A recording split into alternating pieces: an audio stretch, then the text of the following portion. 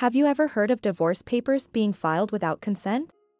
I used to think that even if such things happened, they had nothing to do with me. Got rid of the one with no money and sick, was the message that came while I was hospitalized due to the stress of my husband's affair. After getting the divorce I wanted, I took what I had in hand and headed straight to the bank after getting discharged, to make my ex-husband, an elite banker, pay for his affair. My name is Amy. I'm a handmade crafts artist, married to Harry for 6 years now. We were happy, living a good life since we both started at the bank together, but recently, things between us weren't great. About 6 months ago, Harry started coming home late and wouldn't let go of his phone at home. He used to talk on the phone inside the house, but then he started stepping out to the car for his calls. My intuition told me there might be someone else, so after much distress, I decided to hire a detective. It cost a bit, but I figured if I was wrong, it would be worth it for the peace of mind. A month after hiring them, the investigation revealed Harry's affair. His mistress was a woman named Mary, apparently a teller at the same bank. The report suggested that she knew he was married but continued to pursue him. There were several photos, the two entering a hotel, kissing on the street, enjoying meals together. I couldn't give up on Harry. Surely, this affair was just a foolish mistake. He would come back to me, I wanted to believe. So, I tried harder than ever to be a good wife. I changed my hairstyle, put on makeup, made special meals, and always smiled. But all my efforts seemed unnoticed and unappreciated. He barely touched his food, and as the days went by, my mental health suffered. I had thought not to confront him, but seeing him leave the house happily on the phone every day, I couldn't hold back. Lately, you've been busy, huh? Getting a lot of calls, and even after you come home, you're buried in work? Yeah. You only worked at the bank for about 2 years before we got married, right? You might not understand, but it's our busy season now. You're lucky, not having a busy season. Just playing around as a crafts artist. Harry laughed mockingly, making me feel belittled. The Harry I knew wouldn't say such things about my work or laugh at me. He used to praise my crafts and supported me through late-night work. There's no need to say it like that. Maybe I'm not as busy as you, but I take my work seriously. I'm definitely not just playing around. I don't know how much you're making, but it's surely less than me, right? Rent, utilities, living expenses, I'm covering half of it, so you can live. Must be tough being a woman who can't earn. If I divorced you, you wouldn't be able to survive. What? That's how you're talking now. I do have an income, enough to cover half of those expenses. But that's not the point right now. What? Do you want a divorce? I couldn't control myself after hearing Harry mention divorce. Seeing me cry, Harry sighed. Stop crying over everything at your age, he said in annoyance and left the room. From the next day, Harry's attitude towards me grew colder. He completely ignored me when I tried to talk to him, wouldn't even meet my gaze. Despite this situation, I wondered how we could return to being the happy couple we once were. I couldn't stop stressing over it, causing me both physical and mental strain. I found myself crying over nothing and couldn't sleep. I hadn't talked to anyone about my issues with Harry, but I couldn't keep it to myself anymore. I decided to meet with my best friend from high school, Sarah, for some advice after a long time. Sarah is a single, career-driven woman. I shared my thoughts with her through tears, thoughts I hadn't been able to tell anyone else. Harry is completely obsessed with this woman named Mary. He's coming home later and later. I don't know what to do anymore. Do you still love your husband, Amy? Do you want to go back to how things were? When Sarah asked me that, I honestly shared my feelings. It sounds stupid, but yes, I still love him. I don't want to give up, but honestly, everything's been so hard. It was then that a severe coughing fit took me by surprise, making me double over. I've had asthma for a while, and it's gotten worse since the troubles with Harry started. I tried to use my inhaler, but I couldn't breathe in properly because of the coughing. The unrelenting cough was so painful, I ended up collapsing onto the floor. Amy! Amy, are you okay? Hang in there! Excuse me, someone! Please call an ambulance. I couldn't respond to Sarah's desperate calls as I lost consciousness. When I woke up, I found myself lying in a hospital bed. Amy! Oh, thank goodness you're awake. Are you okay? Do you understand me? Looking towards the voice, I saw Sarah with tears in her eyes.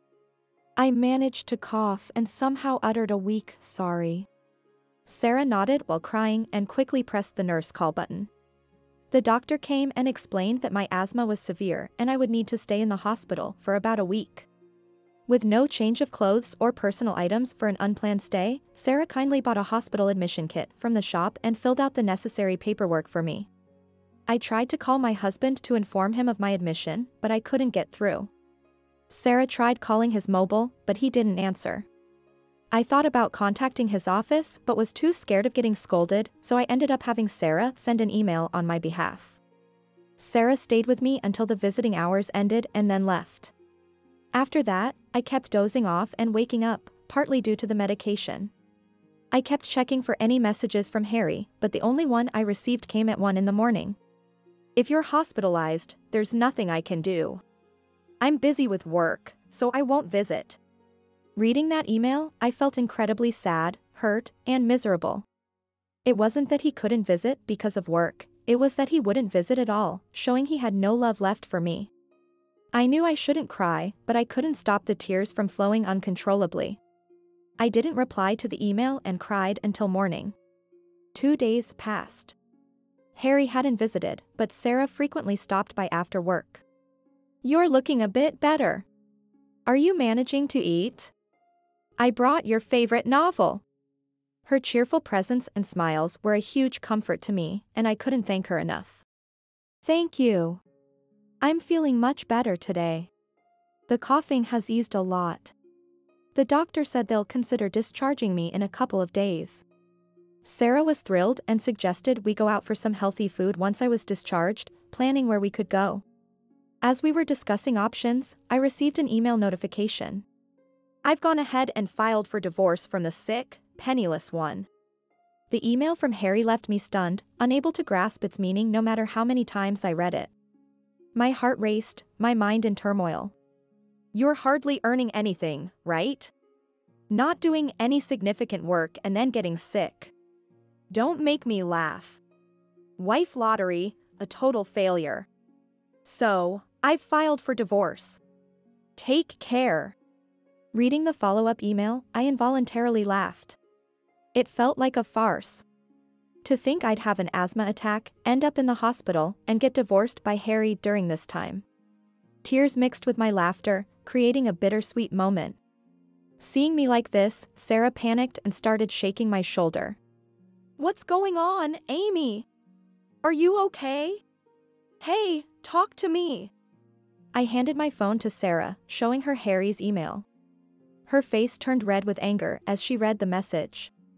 Amy, I didn't want to say anything because I knew you still loved your husband, but maybe it's time to let go? I understood what she was trying to say. Though Sarah was emotional and started crying, she managed to express herself clearly. Please, get a divorce, Amy.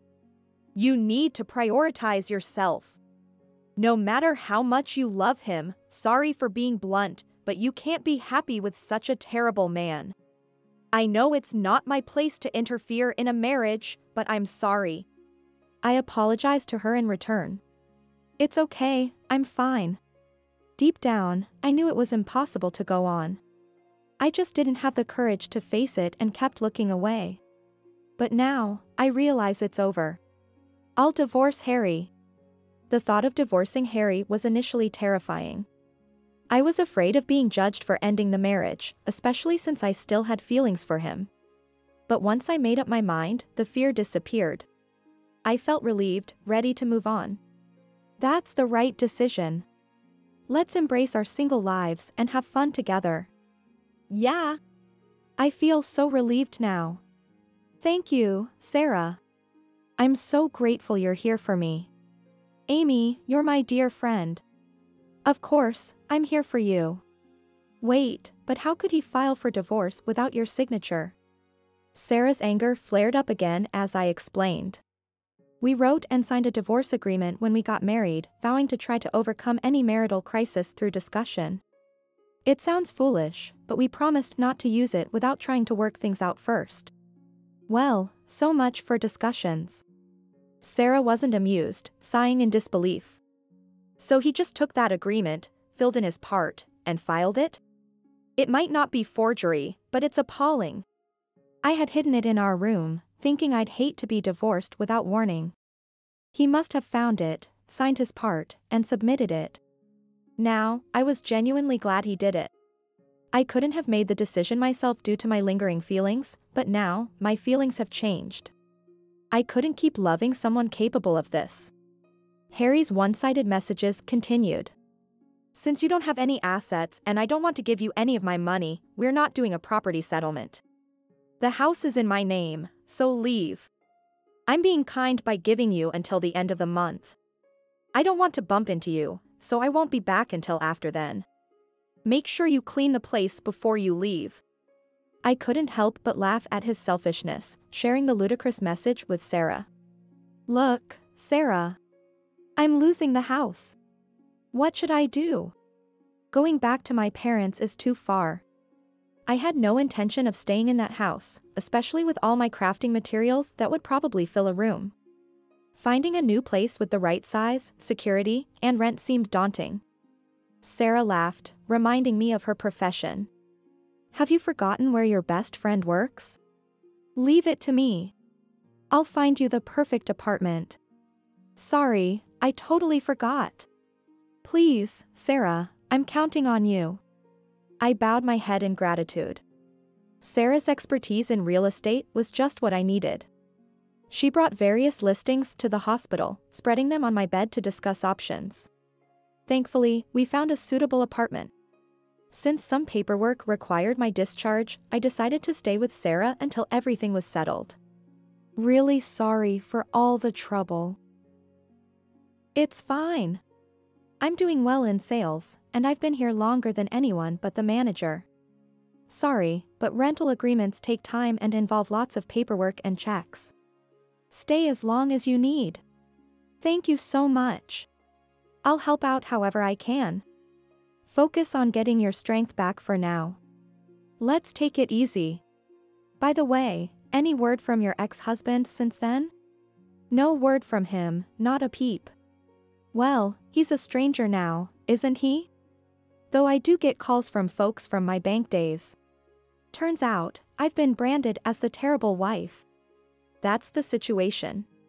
It seems my ex-husband blamed me when he announced our divorce at work. Claiming I never did housework, didn't contribute financially, yet splurged on my hobbies. Trying to talk it out only led to hysterical anger, he said, impossible to deal with. At this point, it's almost laughable. Who's he to talk? I'd love to throw his cheating back in his face. Sarah seems to have reached a point where laughter is the only option. So, you're not planning to let this slide, are you? Amy, what's your move? With a wicked grin, Sarah makes me laugh too. As if I'd let it end like this. He had his fun, but now it's my turn. Of course not. I have no qualms about a man who shows no sincerity, or a woman who meddles with a married man. I have plans, so look forward to it. Just you wait, both of you. Enjoy your peaceful newlywed life while you can. I've already started my revenge against the two. 2 days later, on the day I was discharged, Sarah drove me straight to the bank where my ex-husband Harry and his current wife Mary were. Entering the bank, I spot Harry in the back. It's been a while since I've seen his face. About a month and a half since I was hospitalized and he filed for divorce. Seeing Harry, I wondered if I'd be furious. But the anger didn't come. Instead, I found Mary, who I'd only seen in photos, at the counter. Sitting there, smug after taking someone else's husband. I took a number and waited my turn. Luckily, I was called to Mary's counter. Welcome. Mary greets with a smile. Hello. I'm sorry, but I need to close a bank account. Understood. You're here to close an account, correct? Is it just one account? Here we go. I project my voice, using diaphragmatic breathing. No, it's for all 800 of my company's employees. We're closing them all. The counter buzzes at my declaration. Harry looks over, shocked. Mouthing words as if he wants to speak. All 800 accounts? Mary panics at the counter, and I can't help but smile. Closing 800 payroll accounts is a big loss for the bank. It's not just about losing deposits. With interest rates low, the bank relies on transaction fees for revenue. Losing that is a big deal. Yes, all of them. Please proceed. I say, presenting the corporate passbook. What are you doing? Didn't you just say something about a company? 800 employees, what's that about? Harry approaches the counter. His demeanor causes a stir among the other customers. Well, long time no see. Doing well? Exactly that. I've been the CEO.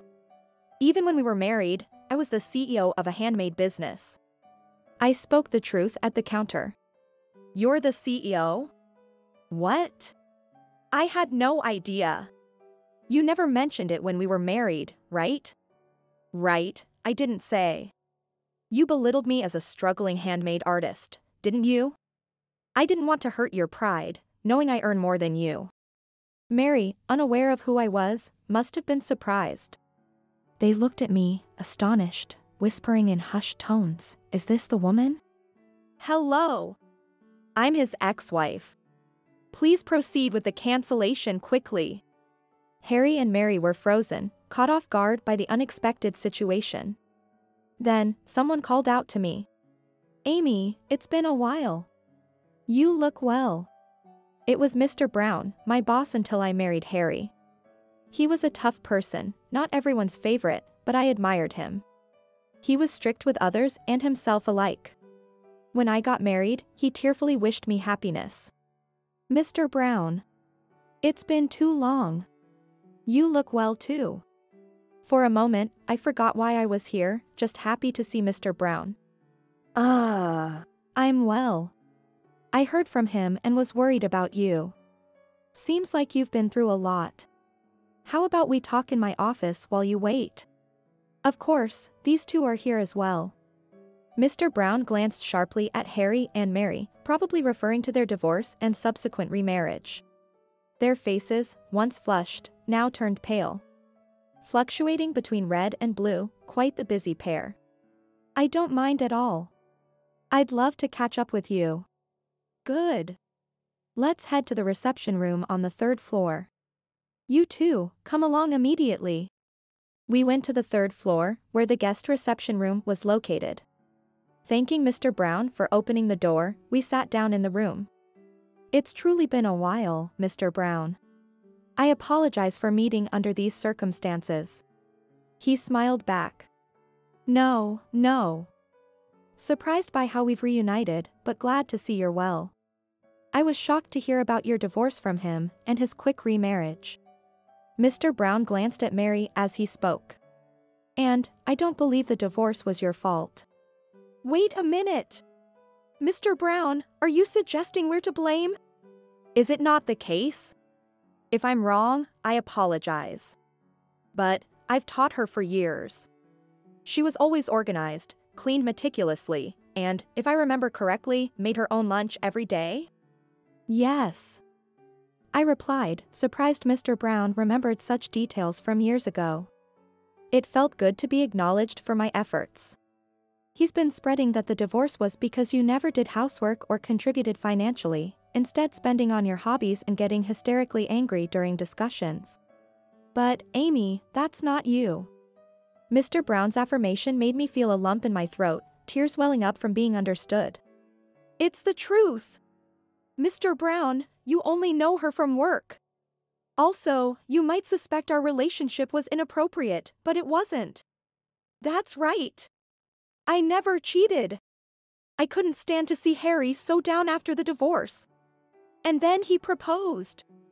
Their lies were blatant in front of Mr. Brown. Mary, in particular, was tearfully pleading her case, like a tragic heroine. Ridiculous. I was the one hurt. I pulled out a stack of papers from my bag, about the thickness of a small notebook. Would you like to see, Mr. Brown? This is all evidence of their inappropriate relationship. You two can look too, though I guess you already know what's in it. I handed him the investigation report from the detective agency. Effortlessly avoiding Mary's attempt to snatch it, he commanded. Sit down and be quiet. Mary shrieked and clung to Harry. What's this? You said your wife was so dumb she wouldn't notice anything. This isn't what you told me. It's not like that. She's really dumb. I never thought she'd do something like this. Too much calling people dumb. I was about to retort when Mr. Brown exploded in anger. The idiots here are you two. Cheating while married and approaching a married person, you're both fools. Playing the victim? You're the offenders, and Amy is the victim. Thank you for saying everything I wanted to. I feel much better now. But, may I also say something? Of course. Speak your mind. I won't stop you. I was truly grateful for Mr. Brown, who was furiously defending me. He nodded vigorously at me and started reading the report with great intensity, his brow furrowed deeply. You called me dumb, but do you think a dumb person can run a company? Who was the one with the lesser income? How much were you earning again? $100,000. That's plenty. Harry looked so proud at his $100,000, and Mary was nodding, equally smug. Oh, is that so? Well, I guess it's enough. I'm at $400,000 though? With 800 employees. In the 4th year of running a company, I started in the handicrafts field you belittled. $400,000. $400,000. The look on Harry and Mary's faces was priceless. The dumb woman they belittled was actually a CEO earning $400,000. Too much information for them, perhaps. Yes. Business is booming, so I plan to hire more. I use this bank for our employee accounts out of consideration for you, but I see no need for that anymore. So, I'll be closing all the accounts. Wait, hold on. If you cancel, the bank's deposits will decrease, and we count on employee accounts for housing loan prospects. It's a big loss for the bank. Seems like he forgot I was a former bank employee. Yep, I know. It's basic knowledge for a bank employee. Why should I care about an ex-husband who cheated and filed for divorce while his wife was hospitalized with asthma? They're forgetting something important. I made sure to remind them. Besides, you had an affair within the bank, right? You really think you can continue on your elite path as if nothing happened? And you too. Looking at Mary, she had already started crying. Harry, looking down in shame, suddenly knelt down. Please. I'm sorry, forgive me. It was just for fun. Fun. You understand, right? She came on strong, and I just went along. Mary screamed at him. What do you mean, it's my fault? You said you had no love for your wife, that things weren't going well, that was you. Mary was shaking Harry, clinging to him. Suddenly, it felt like a cheap daytime drama had started, and I couldn't help but laugh. So absurd. So foolish. What value does such groveling have? You're worthless. Mr. Brown took over, his voice full of disdain. Exactly. With irrefutable evidence presented, proper punishment will be administered. Your affair caused the bank to suffer a massive loss from account closures. You're well aware of the disadvantages of account closures, so there should be no objections to your punishment, right? Mr. Brown's question was met with Harry's small nod and Mary's loud sobbing. I wished they'd stop playing the victims until the end. Leaving their fate to Mr. Brown, I left the room. By the time we finished talking, the account closures were completed, and I left the bank feeling refreshed. Later, Mr. Brown informed me that both were dismissed for misconduct. Their affair led to significant losses for the bank, warranting their dismissal. Jobless, they struggle to find work, unable to pay their mortgage, and even friends refuse to lend them money. By the way, I've been bombarded with calls and emails from Harry, saying he's divorcing Mary and wants to start over, but I've ignored them all. The hilarious emails I do get, I forward to Sarah, and we have a good laugh about them. By the way, we've formally demanded alimony through our lawyers from both of them. Harry tried to argue through his lawyer that since I started my company after we got married, the assets under the company's name should be part of the marital property division. Unfortunately for him, assets under the company's name are not subject to division in a divorce. I thought divorce would be tough, but working hard post-divorce, I've actually found happiness. I'm at the point where I think I should have divorced sooner. Humans are curious creatures. Having plenty of money to spend freely, I have no complaints at all. Going forward, I plan to live my life valuing myself more.